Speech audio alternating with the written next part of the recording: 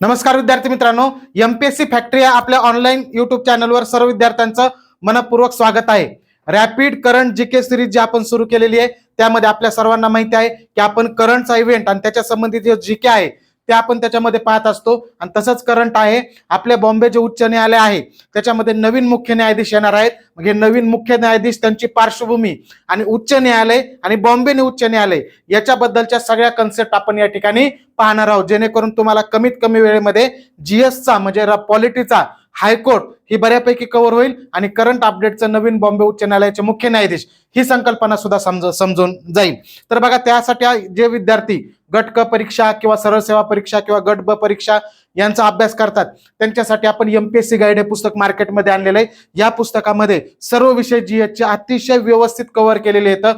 जे विद्यार्थी जुने आहेत त्यांना शेवटच्या टप्प्यात रिव्हिजन करायची, त्याच्यासाठी हे पुस्तक खूप फायदेशीर आहे. किंवा नव्याने आता फॉर्म भरलेले आहेत, नव्याने अभ्यास करायचा वेळ कमी, सेपरेट पुस्तक आपण वाचू शकत नाही, अशा वेळी एकाच पुस्तकातून जर परफेक्टली तुम्हाला पूर्व परीक्षा पास होण्यासाठी जर परफेक्ट कोणतं सोल्युशन असेल तर एमपीएससी गाईड हे पुस्तक आहे. मार्केटमध्ये एकदा जा, बघा, आवडलं तर खरेदी करा, बिलकुल खरेदी करू नका, नाही तर तुलना करून बघा दुसऱ्या पुस्तकासोबत.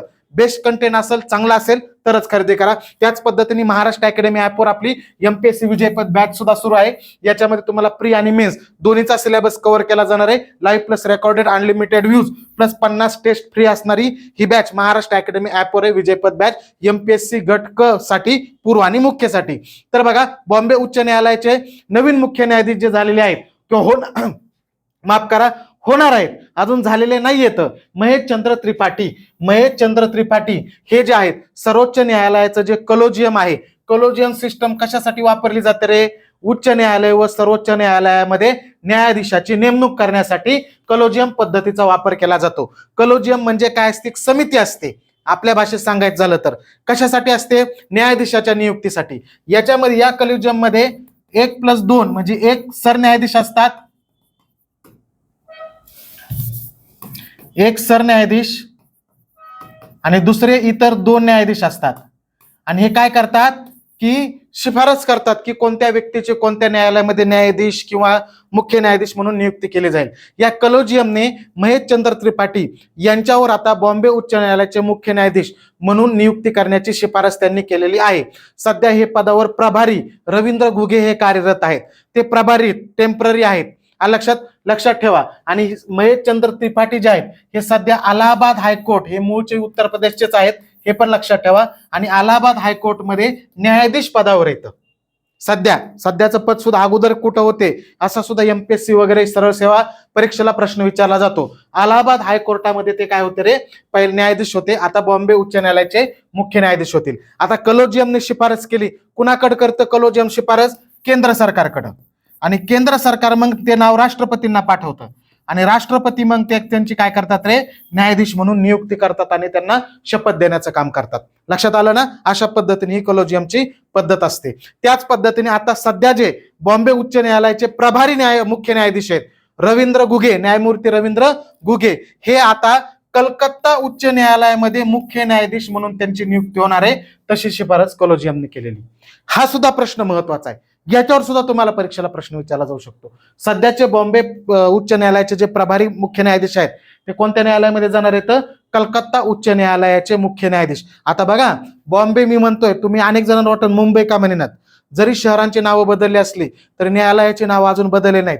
जसं की बघा, कोलकाता असं नाव झालेलं आहे आता, तरी कलकत्ताच. मुंबई नाव झालंय तरी बॉम्बे. आता आपल्या बॉम्बे उच्च न्यायालयाचं खंडपीठ आहे छत्रपती संभाजीनगरला, पण तरी सुद्धा त्याचं नाव अजून औरंगाबाद खंडपीठ हेच आहे. ते नाव अजून न्यायालयाचे बदलले नाही, ते लक्षात ठेवा. अशा पद्धतीने आहे. मग समजलं ना? सध्याचे प्रभारी रवींद्र घुगे हे कलकत्ता उच्च न्यायालयाचे मुख्य न्यायाधीश होणार आहेत. आणि महेशचंद्र त्रिपाठी बॉम्बे उच्च न्यायालयाचे नियुक्ती झाल्यानंतर 50वे मुख्य न्यायाधीश असणार आहेत. कितवे? आता ते प्रोसेसमध्ये त्यांचंच नाव फिक्स आहे. शक्यतो कलोजियमने ज्या नावाची शिफारस केली त्यांचीच नियुक्ती होती, त्यामुळे फिक्सच आहेत. पण अजून शपथ वगैरे दिली नाही, पदावर आले नाहीत, पण माहिती तेच आहे. आपल्याला जेवढं लवकर माहिती होईल तेवढं चांगलं आहे.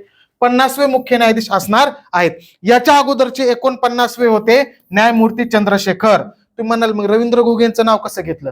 रवींद्र घुगे प्रभारी कॅल्क्युलेशन मध्ये धरत नाहीत, त्यामुळे लक्षात ठेवा. 49वे चंद्रशेखर होते, त्यांची नियुक्ती सर्वोच्च न्यायालयामध्ये न्यायाधीश म्हणून झाली. आता जी सर्वोच्च न्यायालयाची न्यायाधीशांची संख्या वाढली ना, कमेंटमध्ये सांगा आता तुम्ही किती वाढलेली, आता किती झालेली ती. तर त्याच्यामध्ये त्यांची नियुक्ती सर्वोच्च न्यायालयामध्ये न्यायाधीश म्हणून केली. त्यामुळे हे पद रिक्त होतं.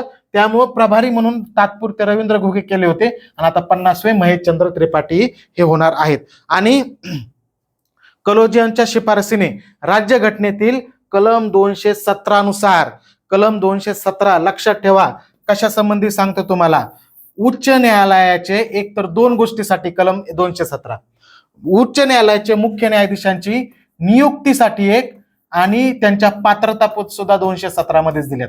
217(1) मध्ये नियुक्तीची प्रोसेस दिली आणि 217(2) मध्ये पात्रता दिलेली आहे. अशा पद्धतीने लक्षात ठेवायचं पोरांनो. असं थोडा थोडा अभ्यास केला ना व्हिडिओ म्हणूनच आपण रॅपिड सिरीज केलेली सुरू, की जेणेकरून तुम्हाला छोट्या छोट्या गोष्टी माहिती होत्या. एक सोबत सगळे कलम पाठ केले तर नसतात लक्षात राहत. अशा आधीमध्ये छोटे मोठ्या इव्हेंट घटना याच्या सोबत ते कलम जोडून जर पाठ केले तर चांगल्या पद्धतीने लक्षात राहतात. तर हे झाली महेशचंद्र त्रिपाठी यांच्याबद्दलची माहिती. याच्यानंतर आता बघा बॉम्बे उच्च न्यायालय, याच्याबद्दल सुद्धा माहिती असणं गरजेचं आहे. देशामध्ये स्थापन झालेलं हे दुसरं उच्च न्यायालय, लक्षात ठेवा. देशामध्ये स्थापन झालेलं दुसरं उच्च न्यायालय. पहिलं उच्च न्यायालय भारतातलं एकाच वर्षी म्हणजे 1862 ला, एकाच वर्षी 1862 ला 3 उच्च न्यायालयाची स्थापना झाली. किती?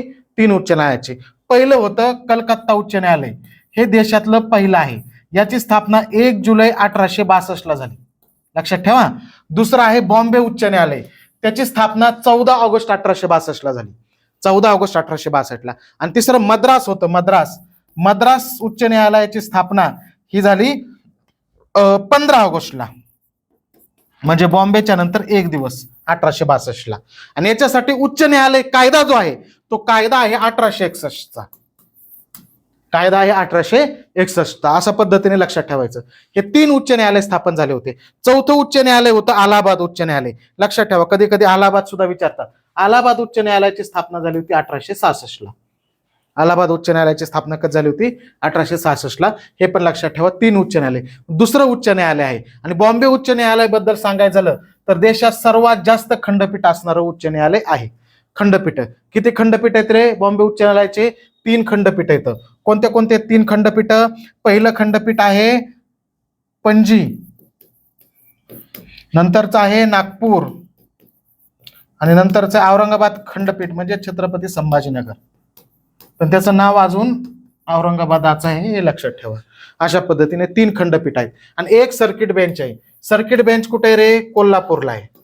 सर्किट बेंच हे जवळपास सर्वोच्च न्यायालय खंडपीठासारखंच असतं, पण खंडपीठ आणि सर्वोच्च सर्किट बेंच मध्ये फरक आहे. एक कोल्हापूर या ठिकाणी सर्किट बेंच स्थापन झालेला आहे. सर्किट बेंच जो आहे आपल्या याचा कशाचा? बॉम्बे उच्च न्यायालयाचा, याची स्थापना झालेली 17 ऑगस्ट 2025 ला. तेव्हाचे भूषण गवई हे सरन्यायाधीश होते, त्यांच्या हस्ते झालेली स्थापना. लक्षात ठेवा 17 ऑगस्ट 2025 ला स्थापना झालेली. आणि याचं कार्यक्षेत्र सुद्धा लक्षात ठेवा. कार्यक्षेत्रामध्ये येतं सांगली, सातारा, सोलापूर, कोल्हापूर, रत्नागिरी आणि सिंधुदुर्ग. हे कार्यक्षेत्र आहे. सांगली, सातारा, सोलापूर, कोल्हापूर, रत्नागिरी आणि सिंधुदुर्ग एवढ्या जिल्ह्यांसाठी हे सर्किट बेंच स्थापन केलेलं आहे. आणि एखाद्या सर्किट बेंचचं सर्व खंडपीठामध्ये जर रूपांतर करायचं असेल तर तो करण्याचा अधिकार संबंधित सरन्यायाधीशांना असतो. सर्वोच्च न्यायालयाचे जे सरन्यायाधीश आहेत त्यांना असतो. हे पण लक्षात ठेवा.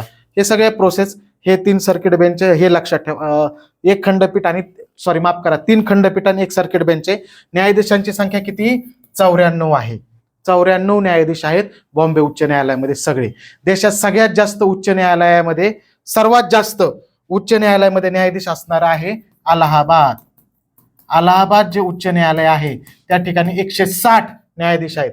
हे पण लक्षात ठेवा. बॉम्बे उच्च न्यायालयामध्ये 94 न्यायाधीशांची संख्या एवढी आहे, लक्षात ठेवा. त्याच पद्धतीने आता उच्च न्यायालय जे आहेत याच्यामध्ये पहिले मुख्य न्यायाधीश कोण होते आपल्या बॉम्बे उच्च न्यायालयाचे? सर मॅथ्यू रिचर्ड सॉस, माफ करा, सर मॅथ्यू रिचर्ड सॉस हे पहिले मुख्य न्यायाधीश होते. आणि बॉम्बे उच्च न्यायालयाचे पहिले भारतीय मुख्य न्यायाधीश म्हणलं तर MC छागला. MC छागला यांच्याबद्दल राज्यघटनेमध्ये आणखी एक संकल्पना येते. वेगवेगळे जे घटनेमध्ये तरतुदी त्याच्यावर घटना तज्ञांची मतं, त्याच्यामध्ये जर मार्गदर्शक तत्वाची पूर्णपणे अंमलबजावणी झाली तर भारत हा स्वर्ग बनेल असं ते म्हणले होते. ते वाक्य कधी कधी विचारतात. MC छागला हे बॉम्बे उच्च न्यायालयाचे पहिले भारतीय मुख्य न्यायाधीश आहेत आणि पहिले मुख्य न्यायाधीश सांगितलं तर सर मॅथ्यू रिचर्ड सॉस. आणि आताचे जे हे होणार आहेत हे 50वे महेशचंद्र त्रिपाठी असणार आहेत, हे लक्षात ठेवा. आता उच्च न्यायालयाबद्दल सांगायचं झालं, राज्यघटनेमध्ये तर कोणत्या कलमामध्ये रे, 214 कलमामध्ये त्याची रचना दिलेली आहे. कोणत्या कलमामध्ये दिलेली आहे? 214 कलमामध्ये त्याची रचना दिलेली आहे. 215 नुसार उच्च न्यायालय अभिलेख न्यायालय असतं. 216 मध्ये सर्वोच्च न्यायालय उच्च न्यायालयाची रचना कशी असेल हे दिलेले आहे. तरतूद 214 मध्ये आहे, लक्षात आलं ना. आणि मग 217 मध्ये मग अशी सांगितलं तुम्हाला नियुक्ती आणि पात्रता दिलेली आहेत. हे महत्वाचे कलम तरी लक्षात ठेवा. त्याच पद्धतीने आणखी एक लक्षात ठेवा, अभिलेख न्यायालय जे आहे ते उच्च आणि सर्वोच्च न्यायालय अभिलेख न्यायालय असतात. 215 नुसार उच्च न्यायालय अभिलेख न्यायालय आणि कलम 129 नुसार सर्वोच्च न्यायालय अभिलेख न्यायालय, हे सुद्धा लक्षात ठेवा.